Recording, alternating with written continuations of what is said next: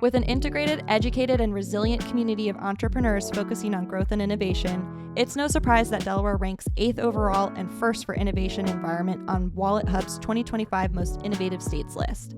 In fact, in 2023, the first state ranked 2nd in the country for business applications per capita. Bill Provine from the innovation space and Noah Olson with the Delaware Prosperity Partnership sat down with me to share why these problem solvers are choosing Delaware and how the state's business ecosystem can come together to nurture a culture of innovation. Let's get into it.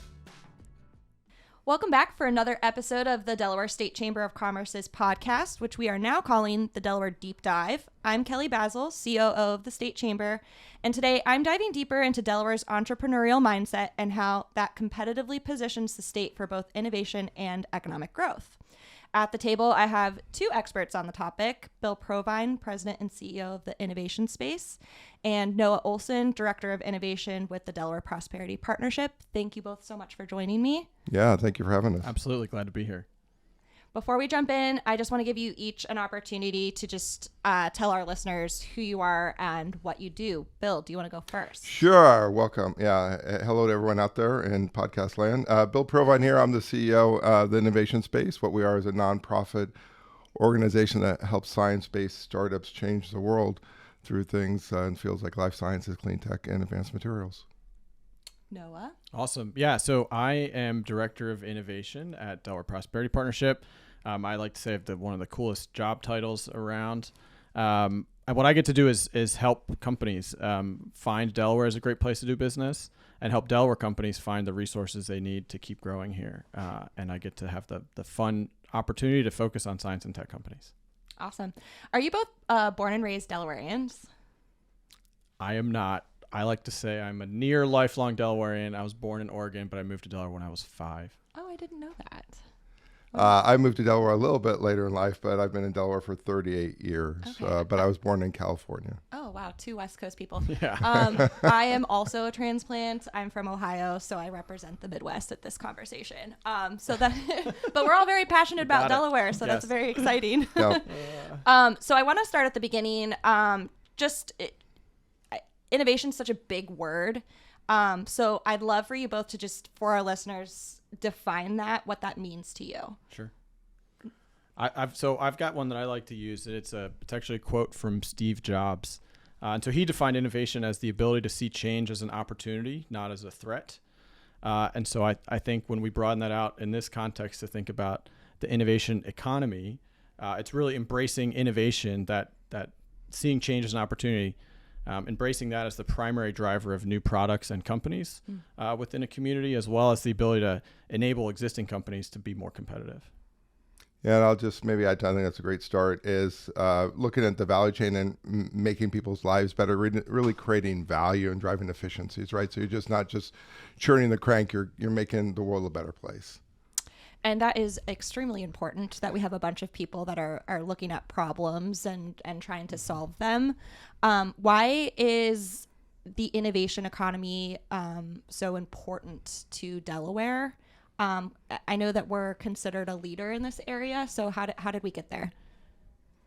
Yeah, maybe I'll go back in time. I think there's a couple reasons, I guess, we continue to be at the forefront of innovation in Delaware, but really, we have to thank our legacy company, DuPont, right? So you go back to 1802, you look at E.I. DuPont coming at the banks of the Brandywine River, finding that a great place to start a business because it added value, right? It was a great vertical drop in the Brandywine River right there that helped make the best gunpowder in the world, that really made people more competitive, right? You kind of fast forward through that and the legacies of DuPont, its spinoffs, and then, just a continuation of that journey and things like fintech. We sit here in the city of Wilmington, right, and the great work of Pete DuPont and how really through policy more so than innovation drove the siting of a lot of financial services companies here in Delaware. So I just think it's that novel creative mindset that really continues its legacy and keeps churning between people. And I think that's an important part about an entrepreneurial, ecosystem, is that you have people to learn from, you have leaders and examples that people mimic, as well as create their own new paths towards that journey. Mm-hmm. Yeah, it's a good thing about podcasts is I'm over here aggressively nodding my head. That doesn't come through. But yeah, I agree 100%. We like to describe Delaware as the cradle of innovation when we're doing some of our external marketing. And a lot of that ties back to DuPont. and the it's over almost like in over the state's 200 years. blood. Yeah, it flows through us. And I think sometimes how that is represented at a state level, at kind of government or the business communities, we have leaders who embrace innovation pragmatically. So they're not forcing a square peg in a round hole, but kind of looking at our legacy and saying, how can we build on that? How can we continue to embrace change and do it in a way that's going to be beneficial for Delawareans and beneficial for folks outside of Delaware too. Is that unique to Delaware to have leaders that embrace this? I don't know from your experience, maybe working. I know Noah, you're internationally on this topic, but is that something that's unique to us? Yeah. So, I mean, with Delaware, it's like we're forced to kind of be that innovator because we're so small, right? We can't just live in isolation, right? We kind of have to have collaboration. I do believe collaboration is in our bones. And when you get elected here, right, in order to make change and be impactful, you have to be relevant to people outside of the state of Delaware as well as people in the state of Delaware. The key example of that is the incorporation process, right, where we have people incorporating their business here. We set up many years ago, right, a great chancery court system, and people are citing their legal entities here in Delaware for a reason, not just because it's convenient, it's because it's the best place to do that, right? So I think that's where Delaware has always had the mindset is we have to be bigger than Delaware in terms of our innovation capabilities because we have to collaborate based on our size. So small and mighty, but at the same point, we're a collaborator. Yeah. The only thing I'd add that too is that when that makes us a little unique compared to other states or leaders in other places is because of our size. Our leaders are very accessible. I talk about access all the time, and the ability to get decision makers in a room to get something done is something that we're able to do in Delaware in a manner which is more efficient and usually more quickly. Something can happen more quickly than in a lot of other states or other areas. So there's a lot of rankings out there, CNBC, WalletHub, all those fun organizations that are measuring this stuff, though. Yep. And so I'm curious, what are what's the methodology to get those sort of scores? What are the things that those organizations are looking at to consider a state innovative? Yeah, one thing with Delaware, and I have to say, even though I think we're, per capita, the intensity of innovation is quite great here, but that based on our size means the volume isn't as big as other places like California right. or Massachusetts, right, or much bigger, or New York, or much bigger places. So I do think that some of the stats get lost when they look at Delaware. They count a lot of times the people are incorporated here, but aren't physically here. Yep. So sometimes I gotta be a little careful in doing not to fool ourselves. So we look at these stats and we're really high, and we go, "Whoa, wow, that's great. We're punching above our weight." Well, how many of those is very different to innovate here? And I want to say the two processes of incorporation and driving business in Delaware are both critically important, right? The incorporation process gives us $3 billion of our state income of $7 billion, right? So a huge component. But with that, it kind of makes us sometimes a little bit lazy not to make sure that we're innovating physically here. And that's, I think, where DPP, I'll turn over Noah here, have been doing a great job bringing companies to Delaware. Yeah, and so I also shared sometimes a little bit of skepticism on some of the rankings because of the corporate franchise, the franchise that's so important to us. But I think that some of the things that are quantifiable and really important to look at are items related to talent. So, things like the number of PhDs per capita, because that is something that we can quantify that is truly happening here. Another thing you can do is look at IP, because when you can search publicly for patents filed and things like that, you're looking at the address of the inventor. And so if that address is physically here in Delaware, then that means that that IP, that invention is being generated here. And so those are places where we do rank well, and it's very, very easy to quantifiably show that that's happening here. And kind of one of the things that looking at some other data points is, we're really big in R&D. We have a lot of R&D that's happening here. In part, that goes back to that legacy we have here and having DuPont's R&D headquarters here, and now we have a beautiful R&D hub in Newark. That's where Chemours does all of their R&D. So having the ability to rank highly on R&D is also very important in a smaller place because that volume is definitely something that we can lose track of. That makes sense. And you mentioned talent and workforce, and I know recently Merck just broke ground on a huge project in the state. And one of the reasons they chose Delaware was because of the talent available here. So that really does translate. Yeah. And that kind of just brings up my next question. What are the industries that fall under this innovation economy, and are they the strongest sectors that we're seeing here? Yeah. Well, so we just finished putting together an assessment, and it helped. We worked with a third-party company called Teconomy Partners, which does this type of work nationally, and they took a really deep quantitative and qualitative as well look at our innovation ecosystem and helped to identify the growth sectors that places where we're really strong right now. And so I'm gonna just rattle off a couple of these so that you've got a sense of that. So what they found was fintech and emerging business service platforms is a strength for us. Next generation specialty chemical products is a second one. Related but separate, sustainable and high performance materials. The fourth was clean energy systems. And the fifth is biopharma manufacturing and discovery. And so that's where something like Merck comes in. But those are kind of technical, five technical sectors. I would just summarize that as fintech, clean tech, and biotech as the places where we've got a lot happening. When we did this work, it was not surprising. I think some people were maybe thinking we might be surprised by something that came out of an assessment like that. I'm glad it wasn't a surprise because that means we're doing some things right. More validated. Now. Yeah. And I think it's important, too, to think about these are things that we had strengths in the past for the most part. Presently, they are things that are sectors where we have continue to be strong and have opportunity to grow. And in the future, these are places where we can continue to grow. And so having that mentality of we're not stuck, but we can continue to take what we've got and move forward is how we're thinking about that. Yeah, and I think, and this gets to how you split the word innovation, right? But, I'd make it a little bit broader in terms of like, fintech and financial services, right? There's a lot of differentiation there, and some of those are more innovative than others, right? But all very important in terms of jobs, right, for people, right? You look at biotech, and I don't really lost in the term biotech. I'd maybe generalize that to life sciences.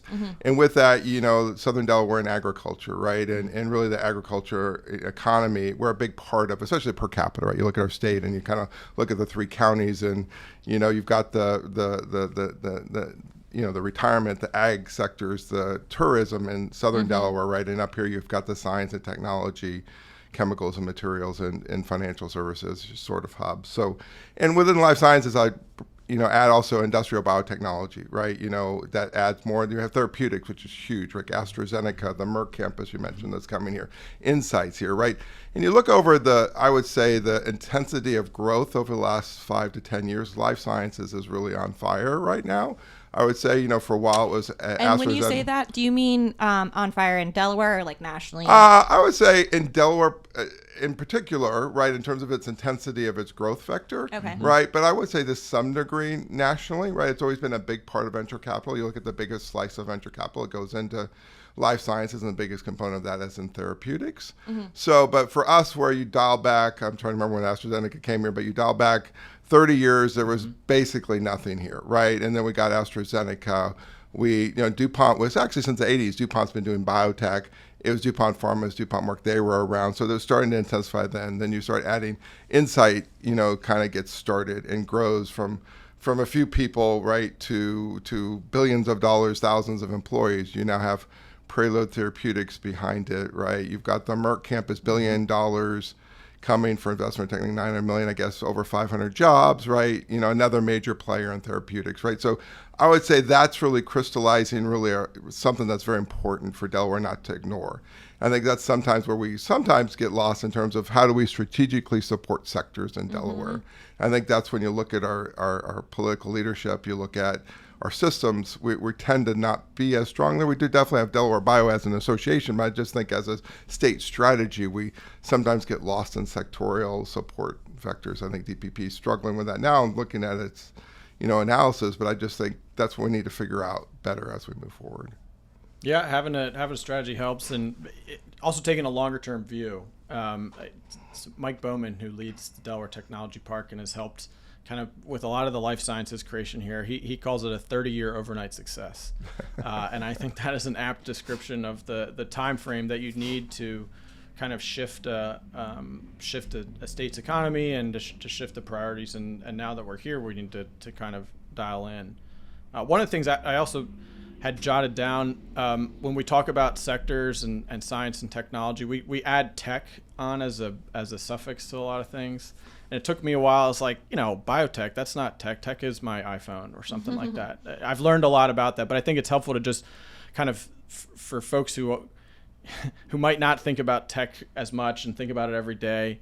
But really, it's technology is the application of scientific knowledge for practical purposes. So especially when you're looking at industry, that's why we see tech added on to so many different things. And it's not that doesn't mean it's digital, or it doesn't mean oftentimes it is. It doesn't mean it's just AI, but tech can be a part of everything. But it's that basis of scientific knowledge behind it, and that was helpful for me.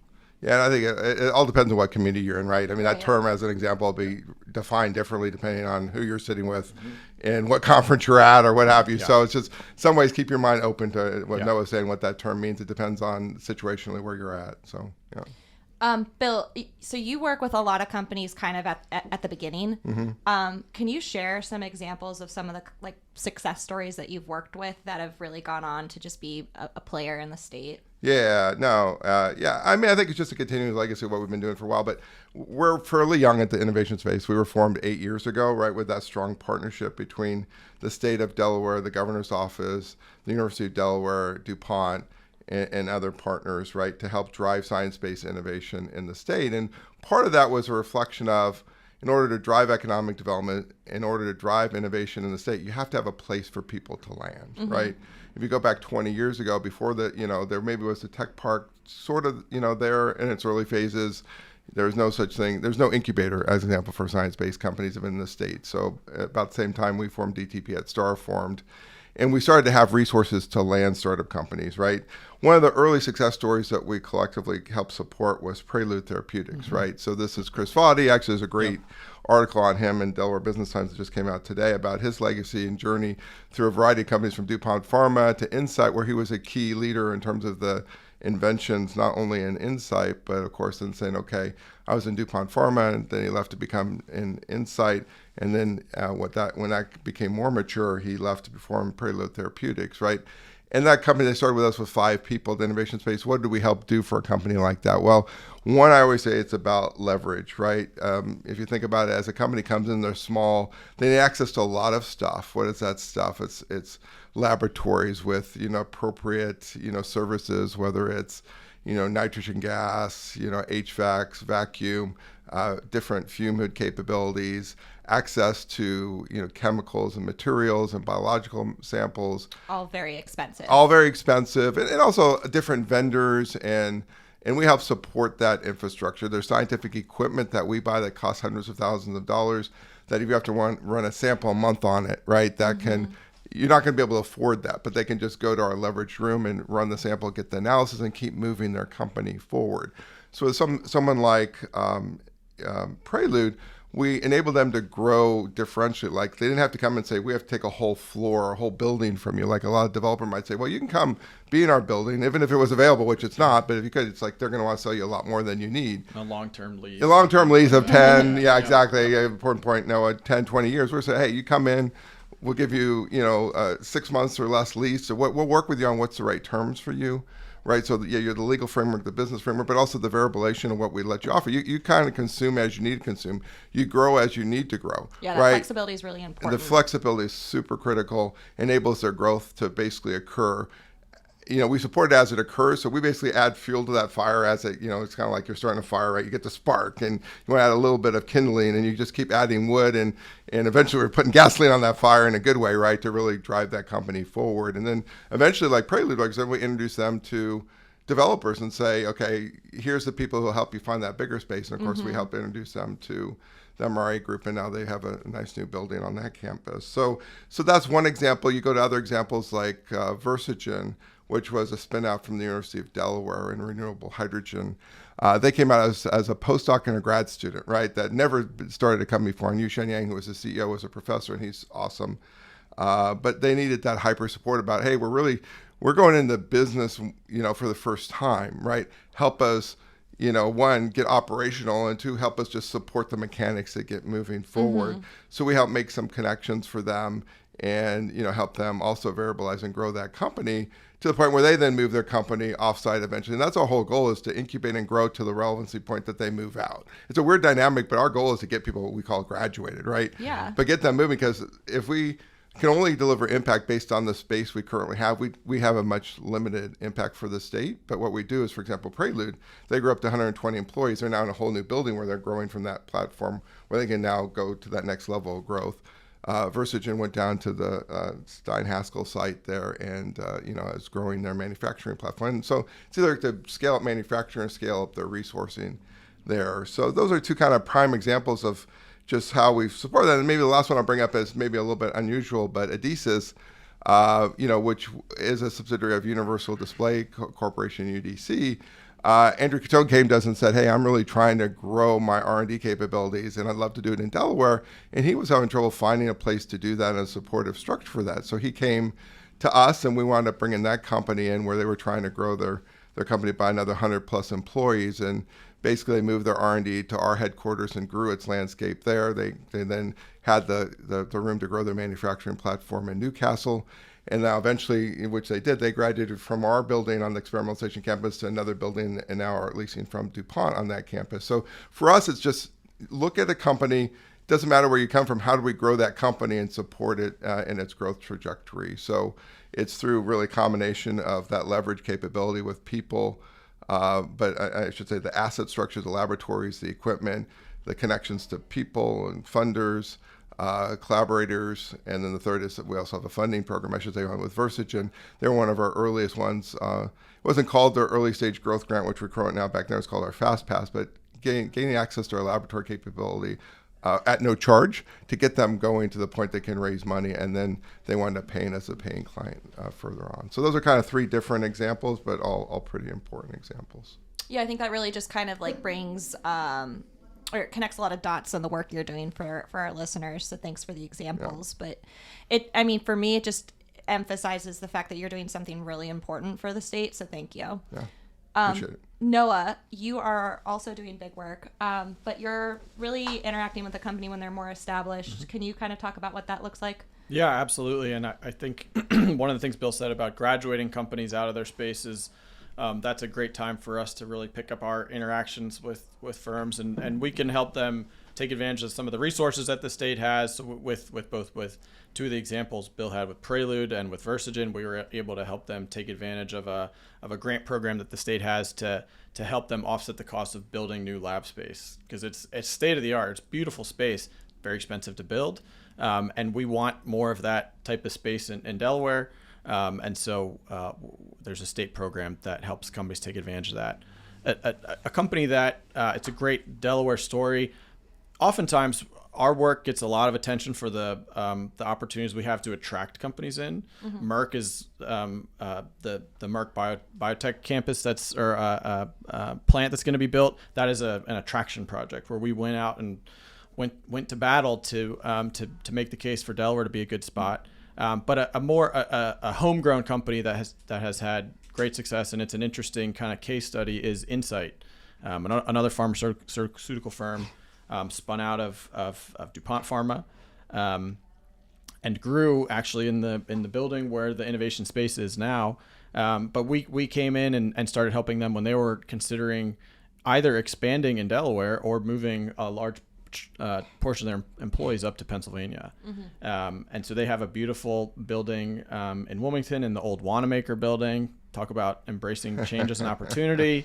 That's a beautiful example. I went on a tour of that building, actually given by Hervé, and he'll literally, say, hey, this is where the escalator down to this department was. It's really crazy. That's where my mother-in-law worked when she was in college, was at Wanamaker's. And so it's a great, that is a beautiful representation of kind of innovation coming into Delaware. But when they ran into trouble trying to expand directly at their site, they were considering a real estate transaction with Friends School, and that ended up not happening. And that's where they started thinking, all right, well, maybe we need to just consolidate some of our operations in Pennsylvania. And collectively, DPP and others, said, nope, let's find a solution. Let's find a great way for you to stay here. And we worked with them over the course of a year or so, and ultimately they decided to expand right here in downtown Wilmington. And so they're going to take over one of the Bracebridge buildings, which was an old MBNA building, then Bank of America.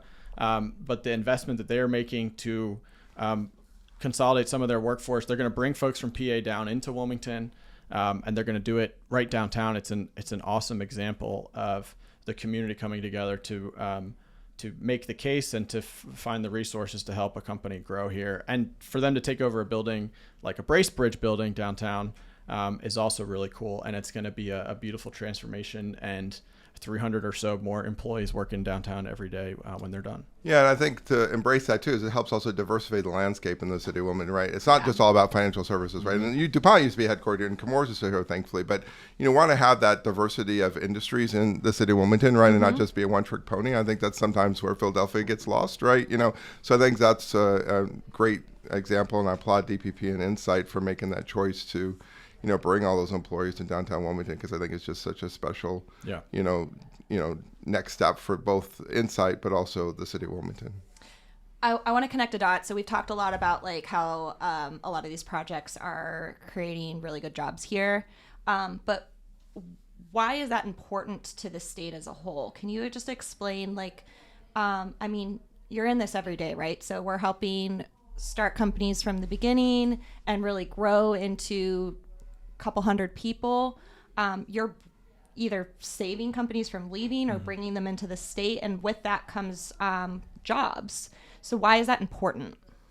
So I think it's important because what it does for a community. So if you give a community an opportunity for folks to either get a job in the first place or potentially improve their job, train them. Oftentimes some of these big opportunities too, you hear Merck Biotech, and you're like, man, I don't have a PhD. I'm not going to be able to go work there.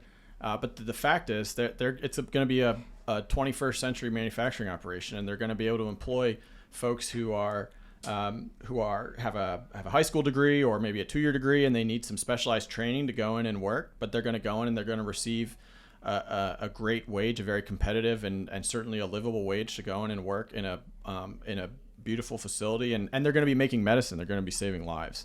And so the effect that then has on the community, we've said it a couple times, they're going to spend $1 billion, Merck, to build that facility.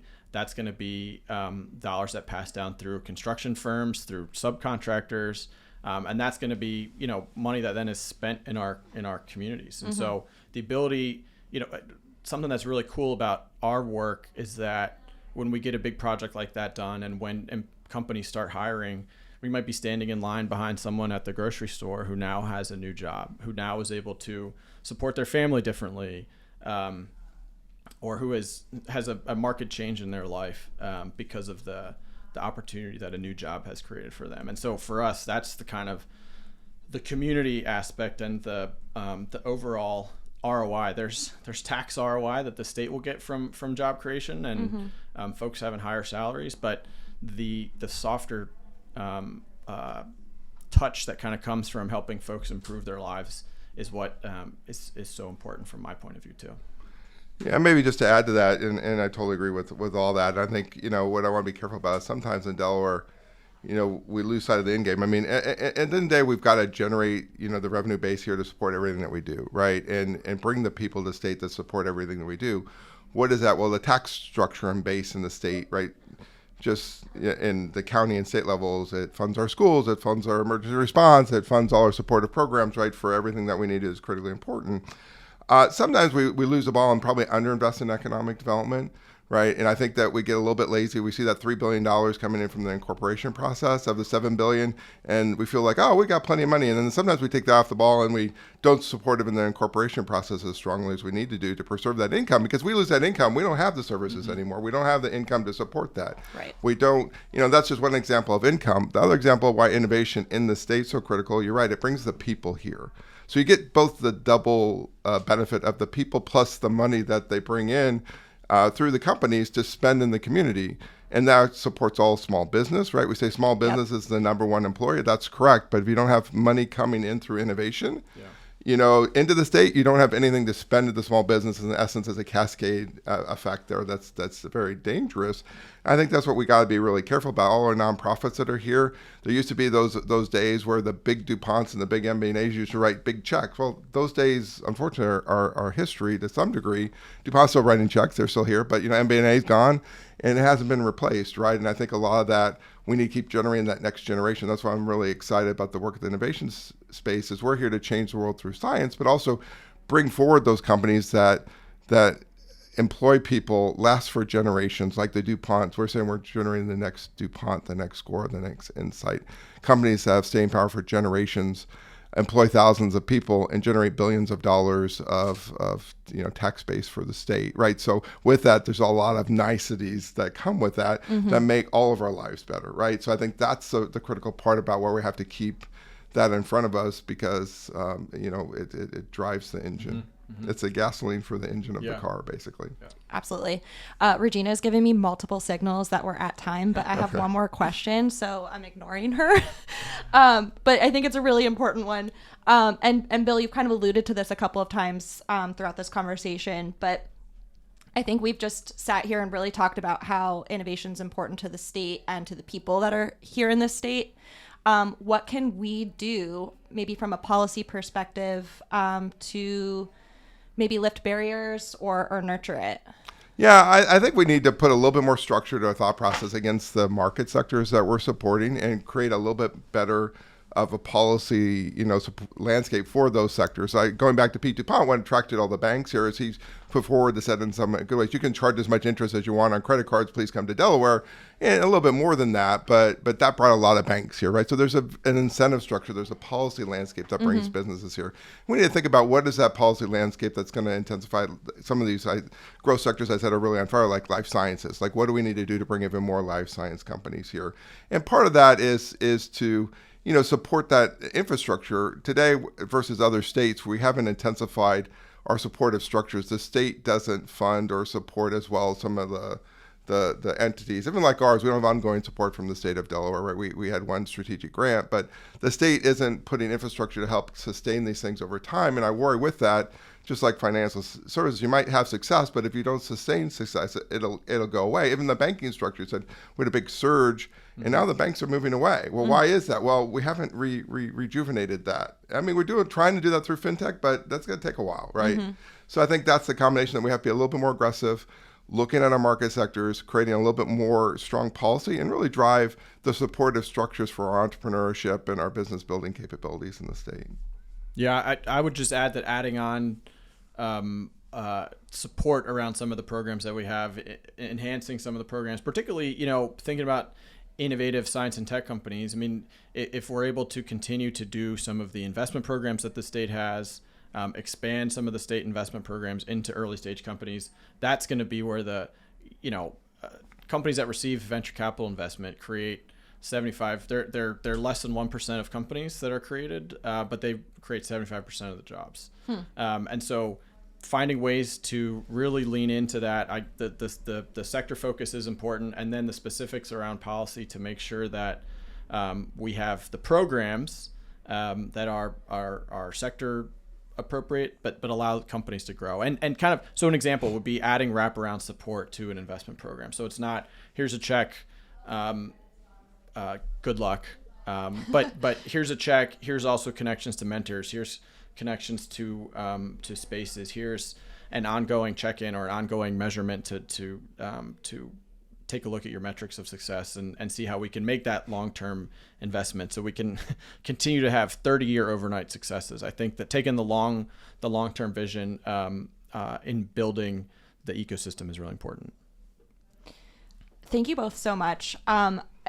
I do actually need to wrap now. I was told that hour-long episodes aren't interesting. So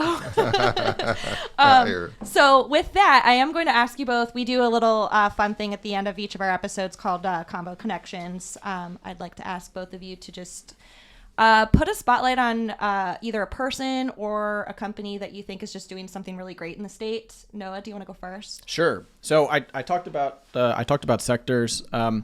one of the other things that I did when we did this assessment was look at some emerging areas. And one of the ones that rose to the top was, I'll call it blue tech. So technology that's happening, science that's happening off of the coast, particularly in Delaware. And that's a great asset that we have, our world-class beaches. But from an innovation point of view, there's a gentleman named Rob Nicholson who's down in Sussex County, and he has been a driving force behind working with the University of Delaware to build commercialization programs, working to attract companies to come in and use our Delaware coast as a place to test their technologies. And this can be underwater robotics. It can be like seabed mapping, defense applications. There's a lot of opportunity we have down in Sussex County off of the coast. And so I will give a shout out to my guy, Rob Nicholson, who is driving a lot of that and is somebody who we need to keep an eye on and support in Delaware. That's a good one. Bill? Yeah, maybe I'll go back to just, serial entrepreneurs and people who just keep doing that for the state of Delaware. And Chris just got a shout out in Delaware Business Times today. But Chris Vadi, just of Prelude Therapeutics, his legacy of contribution to the state of Delaware, he's a quiet, though impactful leader, right? And just by himself, both his creativity on the scientific side as well as the business side is just the example that other people need to think about mimicking and learn from. So just Chris, thank you for all you do for the state of Delaware and for the life science and therapeutics. He's curing one of the putting cures out there for glioblastoma, one of the hardest cancers to cure. So. Wow. I am going to give a shout out to Andrew Catone. You mentioned him earlier. He is on our board of directors, and he's just a really thoughtful leader and collaborator with our organization. And he is also, he was an entrepreneur with Adhesius, but now he's starting Eternium with hydrogen energy. And I know that clean energy is really important. You mentioned it as a emerging sector. So thanks, Andrew, for continuing to innovate and collaborate with us. Yeah, thank you, Andrew, as well. He was an early client of ours, and he does great work. Yeah. Yep, absolutely. Before I let you both go, if someone would love to talk to you because they found what you had to say so interesting, how can they get a hold of you, Bill? Bill at innovationspace.org is the easiest way, is my email address. Yeah. Love it. Noah? So choosedelaware.com. That's our website for Delaware Prosperity Partnership. My contact information is there. It's nolson@choosedelaware.com. And spell Olson. Olson, Olson. I'm not important. related to Mary Kate and Ashley, the Olson twins. So Olson. You look a little bit like them, though. Maybe long lost relatives. Yeah. If you have questions, suggestions for future episode topics, or just want to get in touch with me or anyone at the State Chamber, you can find our information at dscc.com. You can also find us on social media, Facebook, Twitter, LinkedIn, YouTube, and Instagram. Thank you both so much for joining me. I really enjoyed this conversation. Thank you, Kelly. Thank you, Kelly. Yep. Keep innovating, Delaware. Thanks for joining us for another episode of the Delaware Deep Dive, brought to you by the Delaware State Chamber of Commerce. Before we sign off, please take a moment to subscribe, rate, and review wherever you listen. I know podcast hosts say this all the time, but your support is invaluable, and it helps other listeners easily find us. I'm your host, Kelly Basil. We'll see you soon.